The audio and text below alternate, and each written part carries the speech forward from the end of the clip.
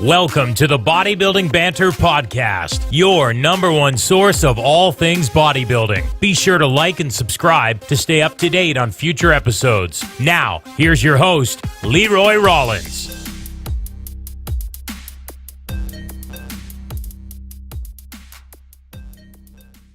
All right. Okay, let's kick this off, the Bodybuilding Banter Podcast with my man Branden here. He's the first official second go-around on the podcast, so this is an honor. There you go. You might have to make me a co-host or something like that. That's right. We'll have to do this on the regular. So today's podcast is going to be all about off-season diet, training, lifestyle, and everything in between. Branden's actually now into his off-season. I'm just coming off of mine, so we'll both have kind of a different perspective on that, so I'm excited about that. So both of us were sent in some questions. Branden, if you want to kick it off with the first one. Actually, you know what? Before that, for people that haven't seen the first one with you in it, tell people about yourself, what you've done, what you're all about, and everything in between. Okay, so actually a little bit has changed since then, I believe. Obviously I'm in off-season. I was in contest prep and a lot less energetic and jovial and all that crap. I have like two different personalities. One is prep, and then one is just normal Branden in off-season. Yeah, but that's fine. That's how it goes. So I'm the nutritionist at Vital. It's a meal prep company in Ottawa. I write for Muscle Insider magazine. I'm a certified personal trainer, certified sports nutritionist, and I sling sups part time at GNC as well. Man, jack of all trades, eh? Yeah, man, there you go. And I actually, I work, honestly, 60 hours every week, but I love it. I honestly love all of it. I'm really blessed to, honestly, look forward to everything that I do. So it's pretty sweet, honestly. Yeah. That's a good spot to be in. It is. And it helps, man. It helps so much. Yeah. So I've competed twice now. I won my regional qualifier 2017 in April at Coburg. Yep. Year after you. And then I went to nationals and I finished fourth. Really strong lineup. That was a good stack class, eh? It was crazy, man. Okay, so let's talk about that for a little bit. So you know what it's like. You go to a regional show and you're backstage, and inevitably you're always eyeing everyone up. You're sizing yourself up. And just a sec, buddy. I lost you. Something went up. Oh. I can still hear you, but my computer did something stupid. Okay, we're back. Okay, here I am. Okay, so like I said, you're backstage at a regional show, you're eyeing everyone up. Yeah. And in my humble opinion, I would say that 10 to 20% of the people really look like some sort of bodybuilding athlete, Yep. And the other people, and everyone that goes on stage gets my respect, 100%. But very few of them actually look like a bodybuilding athlete, even if, we're lightweights. Yeah, we ain't big. We're not big, But at nationals, it's the For those that are listening to this, the last 30 seconds, he's been getting messages on his phone, and his phone has been slowly vibrating to the edge of the counter and officially just fell. Yeah, there we go, man. We're gonna keep that in though, because that's funny as hell. Okay, I might have to. Let's just try this. Is that any better? Jeez. Okay, I'll come sit back down and make sure we're still lined up. Yeah, we're good. Yeah, my phone's always. I have two phones. I got a work phone too, and it just doesn't matter.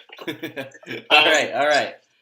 Where were we? So nationals, only 10% of the people there don't look like legitimate figure or physique or classic physique or bodybuilding or bikini athletes. They're all legit. Yeah. My weight class or whatever. Not that I really care, because honestly, man, I cross all the T's, I dot all the I's in my prep. I make sure that, and there's nothing left up to chance. Yeah. Whatever happens. It should be, and I preach that. But once you find out who's in there, I was like, okay, well, top 5 would be great. I'd really love to requalify for this thing. Yeah. I ended up finishing fourth, and I got really good feedback. In my humble opinion, I definitely think I had the best condition in the class. And one of the best in the open or in the bodybuilding. Yeah. In the official feedback video, it said your legs are fine. So I was like, okay, good. But So tell me, just you know, quickly, tell me about that feedback video. I've never got one, and I think for this go around, you need to. I'll tell you that right now. You need to. okay, Because it doesn't matter. Listen, man. And I'm not sure about you, but at my gym, no matter how much of a friend someone is that you can trust them giving you honest feedback, they will always sugarcoat it a little bit. Yeah. But you need total unbiased feedback. 100%. So feedback for me was I need a little bit more lat width. Sure. Although I on my Instagram I post so many throwbacks but that's because I like to compare myself. That's what motivates me, honestly. Yeah. And then also I like to make Facebook memories so that I can look back in a year and say, okay, I've done this, and then I compare it to another one. And honestly, God, everyone's like, oh, you're so stuck up in yourself. I'm the least stuck up on myself person that there is. But anyways, I need more lat width. Totally agree on that. Sure. Arms and legs. Say that again. You froze out. So I got lat width. What was in between that? Okay, so lat width. Yep. Technical difficulties. That's all good. Lat width. You're just leaving. You're leaving the anticipation. Lat width. Then. Okay, lat width, and then deltoids as well. And that was pretty much it. Like it said, more upper body to match my legs, and I was just like, well, that's gonna take. Give me a couple years. So that won't be fixed in a year, but that's totally fine. I'm always working on it. And yeah, man, like it's really nothing that I didn't know. But the work just continues, right? And especially natural athletes, you just need time and consistency and effort. All it is. Like it's a work in progress. Like I know my legs are ahead. It's not like, but listen, man, I would 10 times out of 10 rather that than my legs be the lagging body part, right? Yeah, exactly. Because you see, that's a dime a dozen, right? Very rarely do you see someone with phenomenal legs, especially A, as a lightweight, and then B, as a natural, right? Like your legs are freaky. They're pretty good. Like I'd put them up there pretty much. Thanks, probably in the CPA. Yeah. A natural lightweight, anyways. Yeah. But yeah, there's a few pros that have turned pro, with a real upper to lower body discrepancy like I have. Yeah. So I mean, and I'm not in it to turn pro, and if I was in it to turn pro, wouldn't be competing that. Yeah. But I do it for like anything that your hobby or wherever you go, take time and money, right? And this is just the one thing that I pour my time and money and effort into, and it's my passion. I'm not doing it to turn pro. I have no delusions that I would ever do well as a pro. You know what I mean? Like, you don't see very many 155-pound guys in any weight class doing very well. So yeah. Have you looked into like any of the bigger natural organizations? Like I'm gonna try to go like WNBF and try to like work up those ranks, because that's where a natural can turn pro. I know it's not IFBB, but I mean it's so here's the one of the things, man. Maybe we should just get into one of my questions, because one of my questions kind of deals with this. Okay, hit it. Let's do it. So we'll keep it anonymous. But one question is, what is your number one goal to come from bodybuilding? And then turn pro, Olympia, building physique, blah blah blah. Okay. So I had all my goals are intrinsic to myself. Like I really don't care. Like, dude, I'd be lying to you if when I won this year, if I competed instead of finishing fourth, I won. I would be more happy for that instant. Yeah. But it wouldn't change who I am. Yeah. Like a lot of people, and a lot of people that I know really well, and I respect a lot too, have this delusion that if they were to turn pro, their life would change. Yeah, it's just you are now God. Exactly. And I know pros, some of them really well, and guess what? Getting that card didn't change their life. Yeah. You know what I mean? Like, they were still going to be who they were going to be, regardless, with or without that card. That card just enables them to kind of further pursue their passion or their dream at a higher level. Yeah. To compare themselves against more elite athletes, right? 100%. Yeah, man. Like I I wouldn't lie to you. I would love to turn pro someday in my life, Yeah. but if I don't, it's not like I'm going to be, spinning the wheels, kicking the can at 49, trying to get that pro card or whatever. Yeah. I'll just, this is honestly, now maybe if you're asking me in prep, if you were to ask me in prep, you get different answer for sure.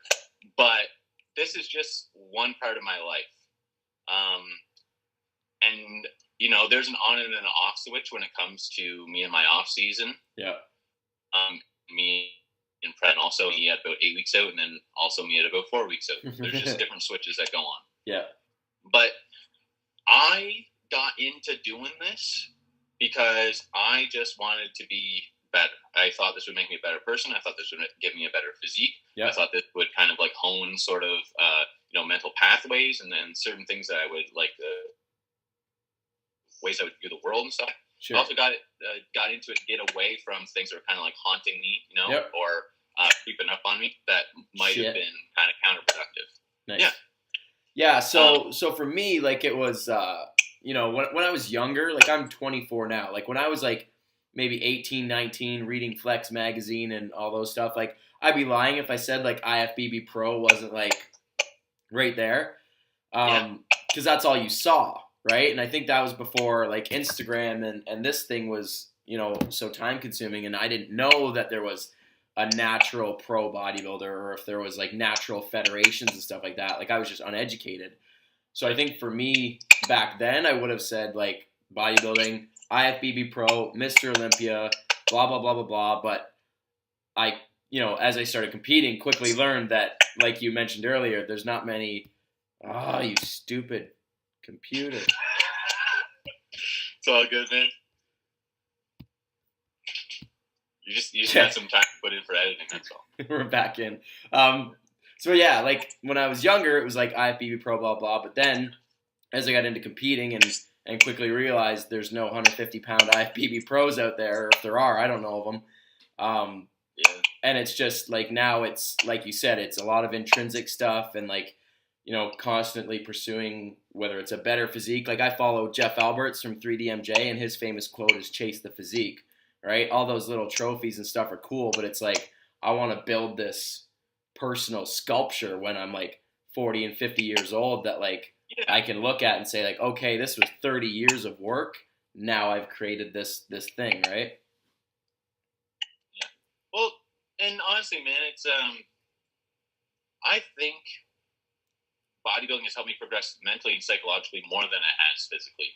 Yeah. If you're looking at my upper body, you would definitely agree. Maybe if you look at my lower body, you would disagree.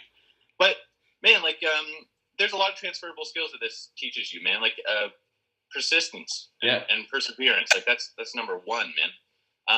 I'll tell you something about myself. Like even when I'm playing like video games with my friends or something like that, or if we're playing like a pickup sport or something, man, I don't quit. There is no quit. Like there is no like, and if we start a game, you finish the game, man. Yeah. You know what I mean? Like we don't do that. That's not part of me now. You know what I mean? I agree. And like my work ethic, like I said, I think I said in the last podcast or video that we did, it's very selective, right? But it's kind of I've been able to maximize my work ethic, especially like I do 5 jobs. You know what I mean? Like, and so I can I can work hard on all of them all the time. You know what I mean? Like, like you learn how much you can do and how well you can do it. Exactly. And you learn little tricks along the way to kind of help you with that. Yeah. If it wasn't for me getting into bodybuilding, I never would have found that out. Yeah, it's definitely kind of shaped who I am for sure, right? Having that ability to like think long term and like, understand, like put in the work now, get the results later, like shit like that. Like, as you said, it's transferable to anything, which is huge for me. For sure. Question answered. Yeah, there you go. Okay, my turn. First one, this one, again, we'll keep them anonymous, was rate of weight gain per month in the off season. How much are you tracking the scale? What are you tracking in that avenue? So, I still weigh myself every day. Right. And all my meals are still calculated. Like if I feel like having a cheat meal or whatever, I'll ballpark it or whatever like that. You know what I mean? But yeah, rate of weight gain, that's a pretty good one. So, okay, here's the thing for sure. Coming like immediately post-show, there is a huge misconception that your body is just ready to store muscle. Yeah, that's dumb. People think like, oh, you can just eat. You can just eat. That's all. You just say the word, you put the food in, and it's going to turn to muscle. Your body, especially naturally, is so set up for failure to store fat. Yeah. Like, you really have to slowly add in calories. My rebound this year was much better than my first competition. Mine was awful. Yeah, well, like, the thing is, I think probably for the first 3 or 4 weeks, it depends. It depends on your weight, too. Like, if you're a 220-pound bodybuilder, if you're a 150-pound bodybuilder, it's a little bit different. Yeah. But, like, say if you are 150 pounds, you probably want to put on about 4.5 or 6 pounds. Okay, so 3 to 4% of your body weight back each week for the first 4 weeks, I would say. Well, it also depends on what your off-season weight is, like where you feel best too, right? Because your off-season, like for me, man, I don't mind getting a little bit softer than probably the average lightweight, because I know when prep comes, I'm not cheating and getting a shred. You know what I mean? Exactly. Getting ripped, you know? So, yeah, I think, so that would be after a month, you'd be somewhere around 20 or 25 pounds up from your weigh-in weight or your stage weight for lightweight.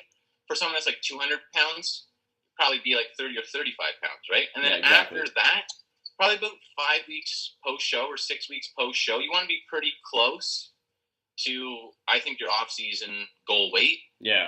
And you want to continually change the body composition of that. Yeah. So you want to stay around there. You have your high days and your low days. But month to month, you should notice a little bit different body composition for your weight, for your static weight. So for me, I had pictures on my phone, man, of my 5 or 6 weeks after my show at 182 pounds, and it looks different than it does now. Thank God. You know what I mean? But I knew that was going to have to happen, right? Like, no, exactly. And the thing is, too, like, here's the thing, man.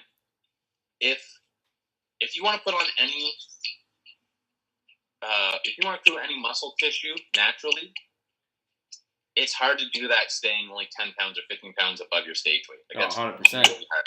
Yeah. You know, your hormonal environment isn't set up to do that naturally. Yeah. So you do have to put on some weight. You got to hoodie up. You know, you got to, hide under some clothes. That's okay. Yeah.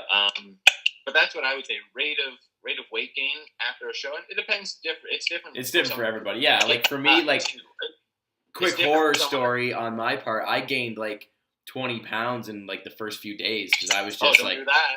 Don't do that. No, don't do that. And you feel like shit. But again, like, say the first 3 weeks are shit, and then it kind of evens itself out in the next 3 weeks. So I mean, it wasn't awful, but I was like very watery, very bloated, very, very gross for the first little bit. And then after that, I got, the food focus was gone. I'm back in the gym regular. Like, then it just then I got back to where I needed to be for the rest of the season. But definitely post show, you gotta have a game plan. Well, for sure. And I had my post show, like when I prep, man, I'm OCD, but I had my post-show diet, like my off-season diet done when I was like 10 weeks pre-contest at Nationals. You know what I mean? Yeah. But here's another thing too. Your motivation from the stage, carry that into the gym, right? Because that's very rare, especially as a natural athlete. And man, I think I saw that you're doing 4 shows this year. I was like, dude, that guy's a warrior. We're going to see what's up. We're going to see what's up.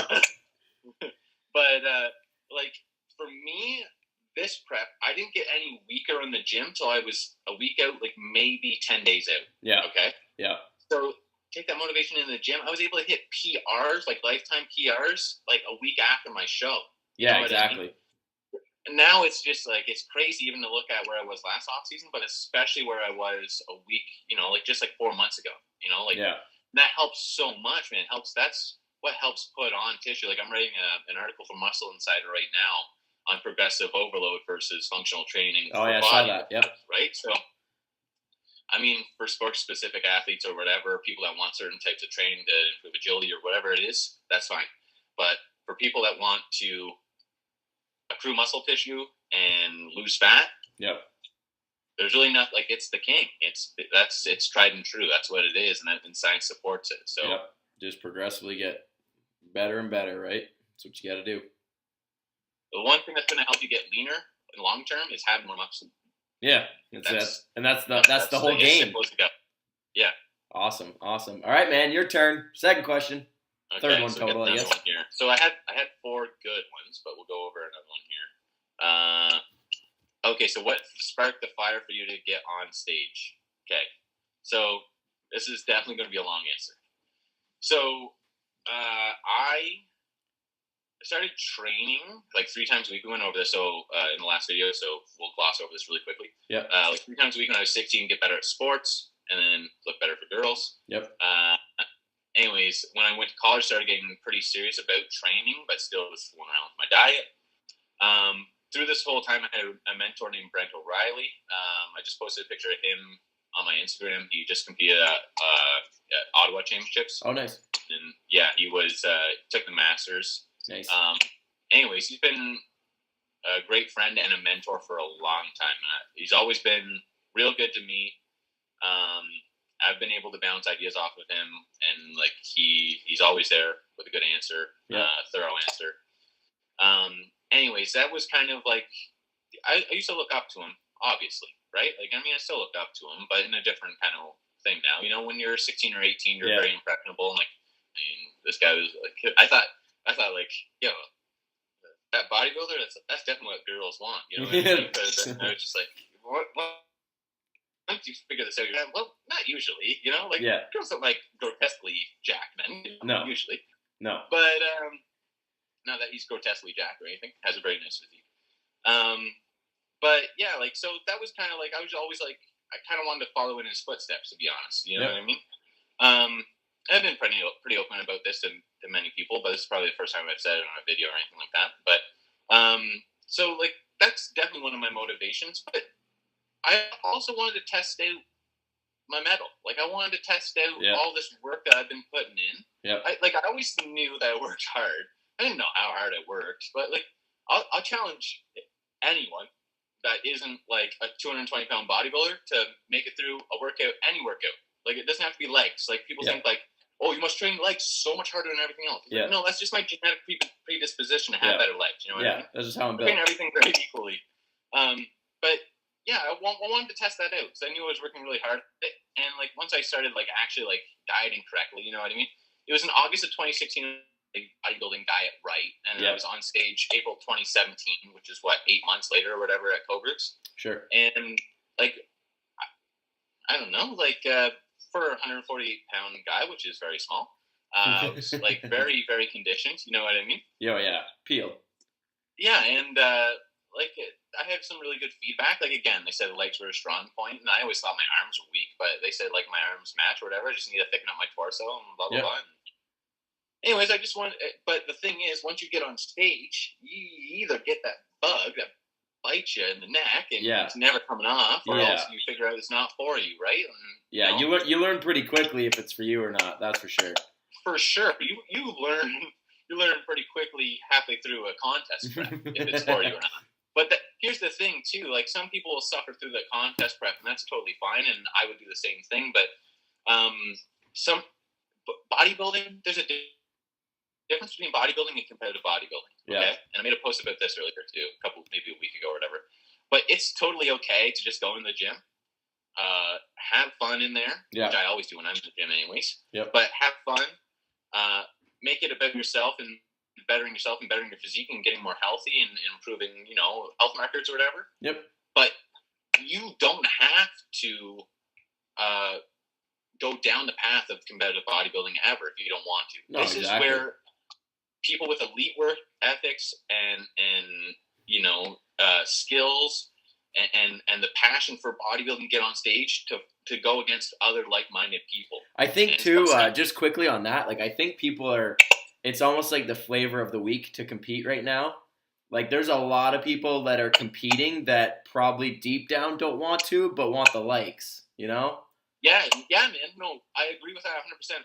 The only thing I don't agree with is it's not the flavor of the month. I think it's been going for a couple of years now. I think it's since Instagram and Facebook have been around, right? Yeah. And then you can show your friends. But Yeah. guess what? If you feel like shit for 16 weeks and you're not enjoying it and you're not in it for the end result or beyond the end result of getting on stage, don't do it. You're just gonna be Find something pissed. else to do. You know what I mean?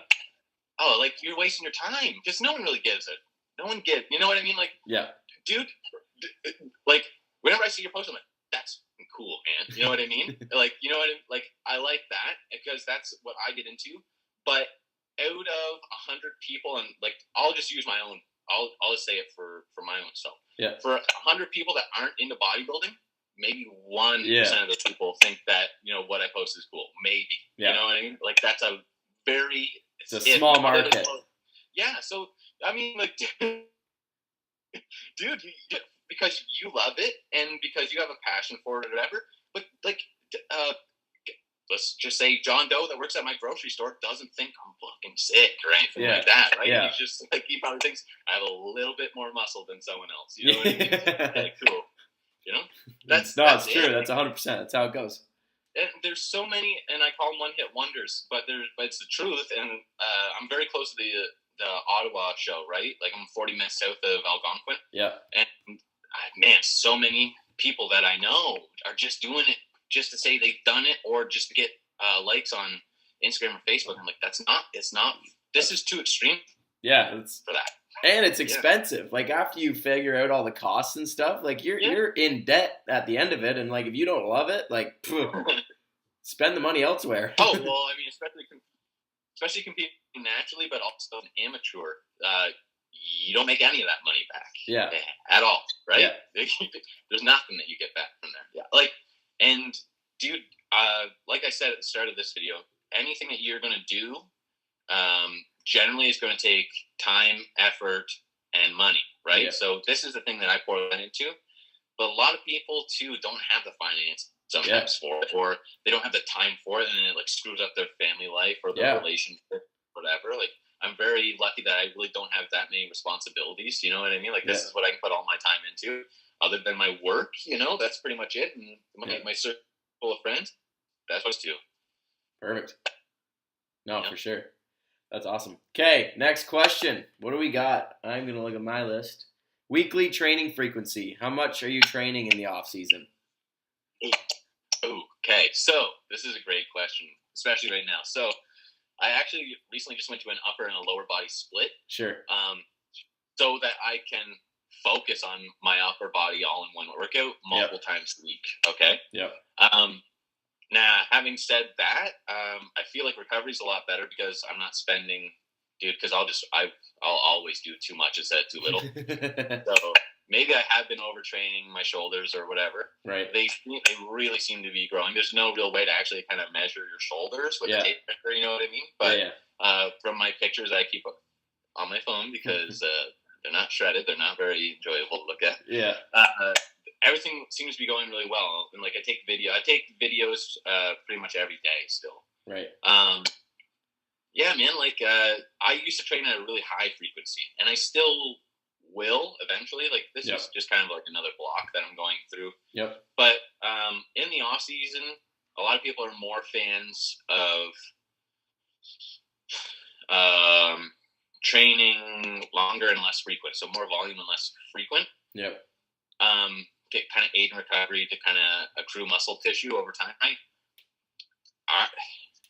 It's hard for me. Maybe I'm just a little stubborn when it comes to that. But I feel like with more food and less stress, you can train at a higher frequency.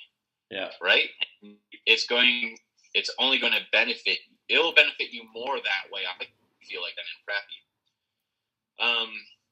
Now in prep, like, you always want to kind of maintain like a really high caloric expenditure, and you don't want to do that by doing 90 minutes of cardio a day. Yeah. My first prep, I sure did make that mistake, you know? Yeah. But, I think, like, in the off season, that's really where you can kind of experiment with different splits and frequency and volume. For sure. Like, this off season for me, I started my off season, I guess, pretty much December of 2017 up until I started prep, you know, this September, right? So I had about 10 months of just solid calories, training, sleep, eat, do all the good stuff. And I was like, I found my little sweet spot in like a hybrid push-pull legs. So I would do a push and a pull, 2 legs that I would split from hams and then hams and glutes and then quads. But then I would have a separate shoulder and arm day because that's an area that I wanted to bring up. And like, so that was 3 days on, 1 day off, 2 on, 1 off. So I had 2 rest days, 5 training days, could kill it every time. Everything was recovering good, and that was my sweet spot for this off season. And I felt like I made solid progress. Yeah, off season, man, you can be a little bit more when it comes to splits. Anyways, I mean, you should always have your workouts programmed for sure, and it should always be, of course, logbooking your weights and your reps. But you can be a little bit more laissez-faire. Yeah, you got freedom. Yeah, you got the freedom, right? So, I mean, yeah, like if something's beat up because whatever reason, more volume of reps, or you hit a couple PRs or whatever in a certain workout, give that thing a little more rest, and you can move something else in there. Yeah, exactly. Everything should be very calculated, I believe, always. You calculated? But no. This is a time where you have a little bit of freedom too. Yeah. What's that? I was gonna say, you calculated? No, that doesn't sound right. No, that's not right. Yeah. Could definitely be like some sort of a sociopath when it comes to it, or something like that. Man. All right, man. What do you got? Next question. Okay, so let's see here. I have one more really good one. Hit us with the real good one. Now I'm experiencing, of course, technical difficulties. Okay. So one was how do you say so straight and narrow for prep, and do you use any sort of mental tricks? So I'll tell you up front, I don't believe in mental tricks. So I think you shouldn't have to trick yourself. So this is what happens, man, and swear to God. In Sasan Haradi, he's an IFBB pro. He's from the UK, I believe. Okay. And he put out a video a little bit similar to this on the Trained by JP website. Yep. Trained by JP.com. Jordan Peters. But he said there's just a switch, right? And then some stuff just doesn't matter anymore. And that's so true. That's the way it comes with me, man. Yeah. At that point, it just becomes a checklist, and you have to make sure you're doing everything right to the best of your. So, and people really understand sometimes when I say I cross every T and I dot every I. I do. I got everything mapped out. Yeah. It's almost silly. All the things that I keep track of, and anyone that's Jacob Bear would know, right? I'm very meticulous with everything when it comes to anything that we do. Yeah. And you can see the progress that we made together in 6 weeks. So there is no mental trick. I do keep actual list of the foods I need to prep, the food that I need to buy. Yeah. Do kind of I visualize my training as it comes forward. Yeah. Anytime that there is for a nap, man, do I ever take that opportunity to have a nap, bro? Yeah, I'm a napper. Team naps. Oh, for sure, man. But yeah, there are no. It's a mindset, but it's a fluid thing. Yeah. There's nothing there's no trick or there's no weird shortcut about it. It just becomes I'm not going to let anything get in my way. Yeah. Now, do I really wish I could put muscle on at the same rate that I can get shredded, and this prep I didn't lose any muscle. No noticeable muscle loss throughout my entire prep. I really made that adamant, and I was really meticulous with that when it came to my diet, right, and my cardiovascular output as well. But yeah, man, it's no tricks.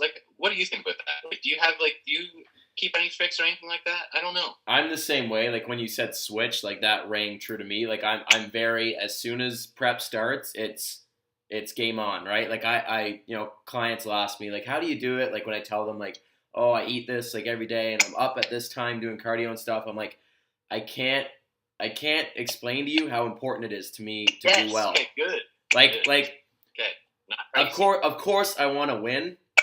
And I'll put everything I can in to make that happen. I said, but at the end of the day, I can't explain how important it is for me to achieve getting to that stage in the best shape that I can.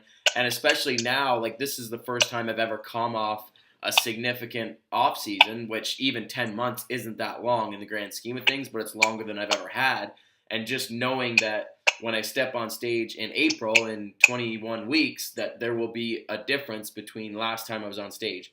Might not be huge, but it'll be something. It'll be something. Whether I'm leaner, whether I'm a little bit bigger, it's something. And I can't tell you how important that is. And that's just, as you said a little while ago about when you're a bodybuilder, certain things matter, right? And that's something that matters.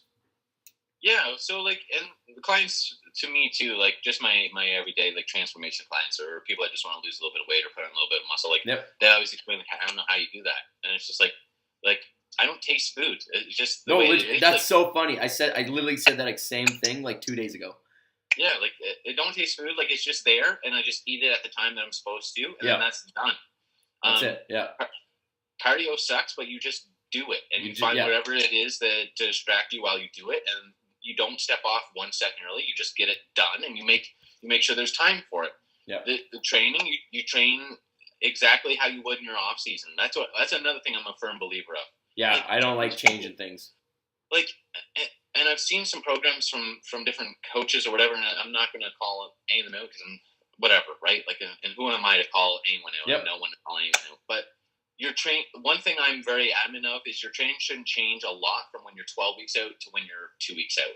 Like, yeah, you be careful last 10 days or last week or whatever. There's a fine line. Like for me, for example, coming off competing in powerlifting at the beginning of the year, it's like, okay, I'm not doing heavy doubles on the deadlift 2 weeks out from the show, right? Yeah, like there's certain things that like, but no, you're right. Like I'd say like 90% of your training should probably remain the same.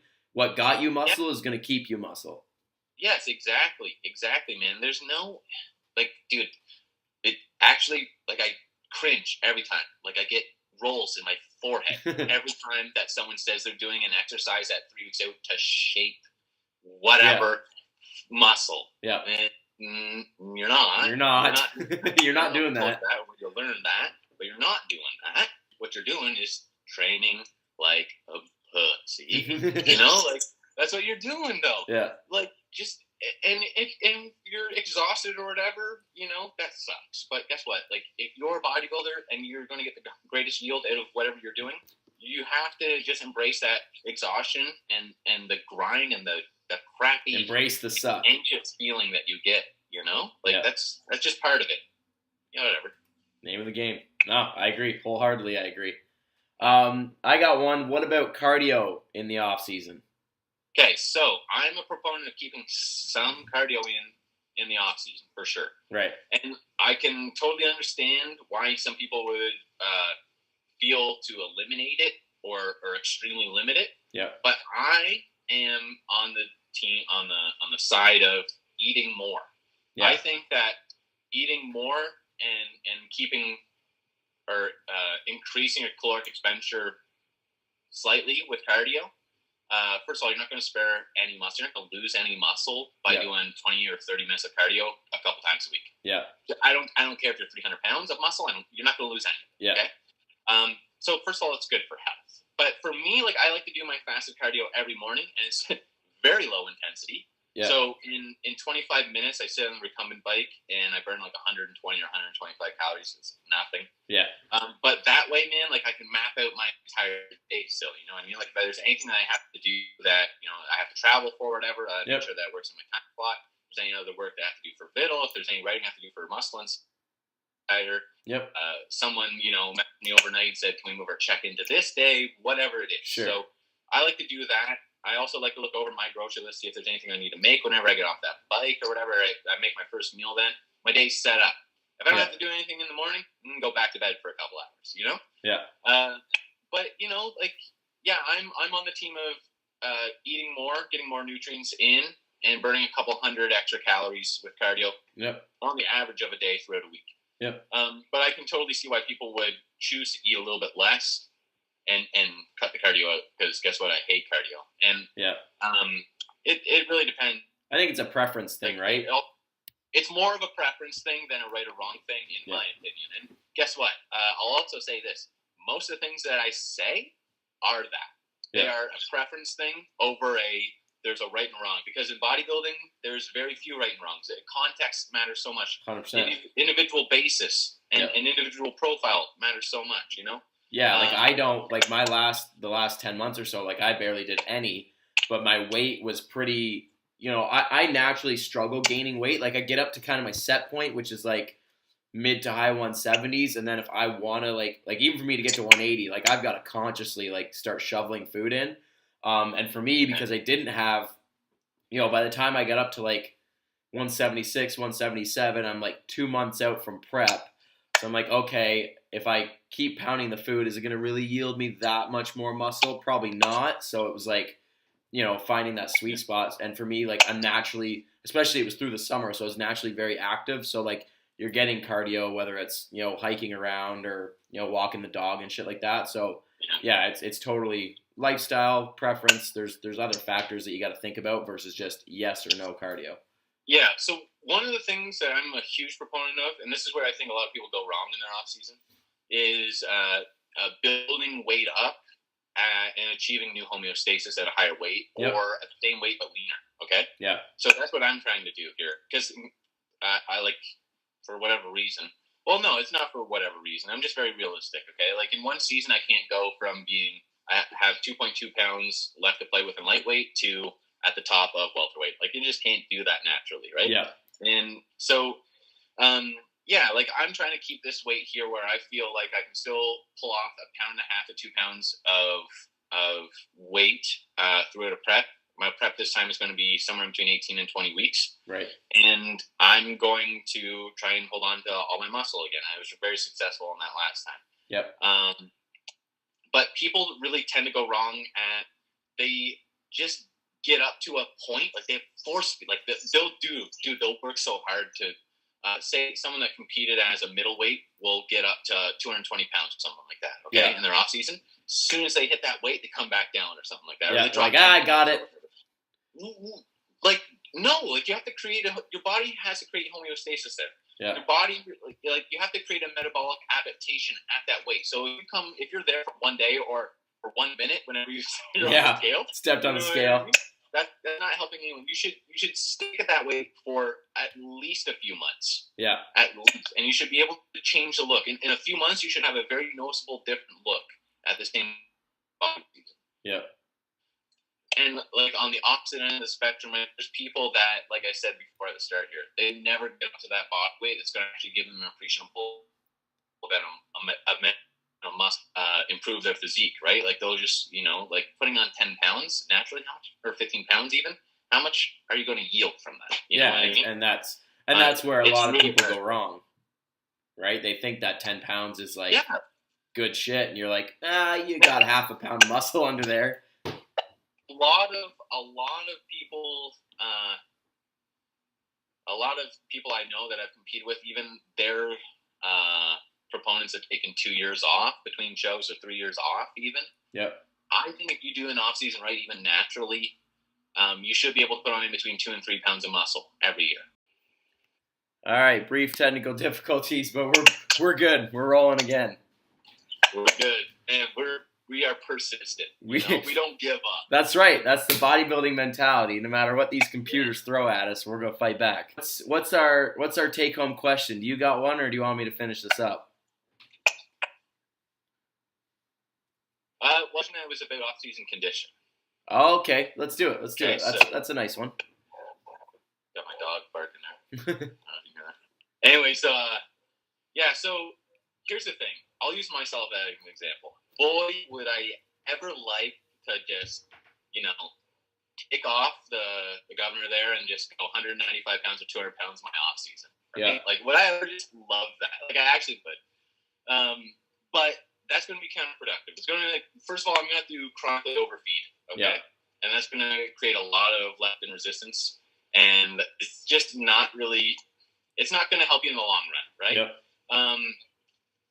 There's a lot of people, like we were just talking about, that we just went over, if someone's natural and they only go up 15 pounds in off-season, how much muscle are they going to take? Yeah. Well, you can probably put on a lot of muscle. Like, say if I was up to 195 pounds or 200 pounds, and I kept that there for a while, I'd probably put on some muscle, for sure. I'd also accrue a lot of fat, though, and here's the thing. whenever it came time for me to prep, it would be really hard to hold on to that muscle because I have to strip so much fat with it, especially naturally, right? Yeah. If you're trying to accrue muscle tissue, yeah, it has to be the slow and gradual process. Exactly. I wish any of these grandiose statements of like supplement companies, you know what I mean? Like 7 weeks, this guy put on 44 pounds of muscle just drinking this or whatever. Like, dude, I wish, man. I wish it was at my DNC so I could use my employee discount and just stock out. You know what I mean? Yeah. But there is nothing like that. Like you should always look like, even if you're a lightweight deep in your off season, whenever you pull off the shirt, you should still look like a bodybuilder. Yeah. Right? There's muscle. You don't have to look like you're getting on stage anytime soon. Yeah. But you should still look like a bodybuilder. You should never be insecure or embarrassed to take off your shirt. I learned that.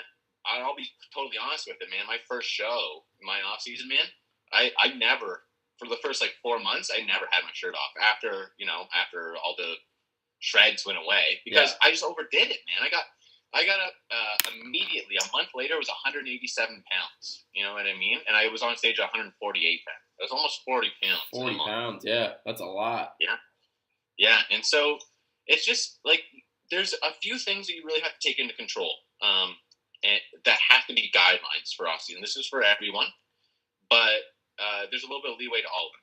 And it's different for every person. But you have to be at a weight where you're strongest. That's number one. Yep. Number two is you have to increase your metabolic and your caloric maintenance. Okay, you have to create a metabolic adaptation to eat more food for sure, because if you're getting stronger, you need something that actually is going to help you put on the tissue. Yep. Number three is you have to feel good about yourself. Okay, so you can't get too fat. You know what I mean? You feel like shit. If you're living life for 8 months dreading yourself and you won't look in a mirror or anything like that, whatever. And then number four is the opposite side of that, right? Like you have to get your body weight up, and you have to kind of also mentally and emotionally deal with you're not going to be insanely vascular, and you're not going to have striations probably anywhere. You know what I mean? Yeah. Like for me, I have some vascularity in my forearms and my biceps, and then my calves and my quads, and that's it. You know what I mean? Everyone thinks and maybe it's my own fault because I just post a lot of throwbacks or whatever, but everyone thinks I walk around shredded. I'm here to tell you, if you're watching this, I'm not shredded right now. Yeah, you know what I mean? If you definitely stumbled across your Instagram and looked and just at a quick glance, right, you'd be like, whoa, this guy's lean 365 days of the year. But also, I always include the captions that no one reads ever. No one ever reads captions, but this was 3 weeks out of Nationals in 2018. Yeah. Or this was 7 weeks out of Coburg or whatever. Yeah. You know what I mean? And a lot of people think that it's some weird, trying to jack myself off or something like that, put myself on a pedestal or whatever. Dude, I'm the leaper. I'm the most, laid back. All my humor is about, if I'm with my friends, I'm always making fun of myself. You know what I mean? So, whatever. But, man, I think that's the four main pillars of an off-season kind of condition check, though. No, I agree wholeheartedly. There's definitely a fine line where you got to get a little bit bigger, but not too big, right? You've got to find that sweet spot where, I'm a big strength focus in the off season. I like my heavy threes on the bench. I like to do heavy squats and deadlifts, and like you said, if I'm at a weight where I can get stronger, that's a positive, right? If that's high 170s, then I'll start it there and just run that, see what happens, and then slowly climb up, watch the weight keep coming up, and keep an eye on the mirror, and then just go accordingly. Yeah, man. That's honestly, generally keeping it simple is going to be best. Yeah. For anything, right? I mean, and people have different ideas of what is simple to them, right? Someone's simple might be a little bit more advanced to someone else's simple, or whatever it is. In your off season, I think you can that's the time to experiment. But you have to realize too that your off season and your it's a symbiotic relationship. Okay, your off season and your prep. Yeah. It's not like you just forget everything that you did in your off season and then you just start brand new with prep, right? One leads into the other. One affects the other. and how well that you can perform and progress in your off season will only help your prep.